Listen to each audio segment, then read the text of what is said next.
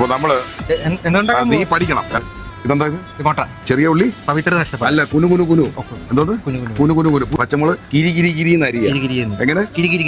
അപ്പൊ എന്നിട്ട് നമ്മള് 2 മുട്ട എടുത്ത് ആദ്യമേ ഒരെണ്ണം ഇങ്ങനെ പൊട്ടിച്ചു. കണ്ടോ? നമ്മുടെ തേങ്ങ, പീര, ഇതിനെല്ലാം ശാസ്ത്രീയ നാമങ്ങളുണ്ട് ഇല്ലേ? എന്ത് ചെയ്യാ? നന്നായിട്ട് ഞെവിടി അല്ലേ? ഞെവിടിയ പദാർത്ഥം നമ്മൾ മുട്ടയിലേക്ക് സമർപ്പിക്കുക. ഇതെന്താ ഇത്? ആ, പാലം കൊണ്ട് ഒഴുകിയ.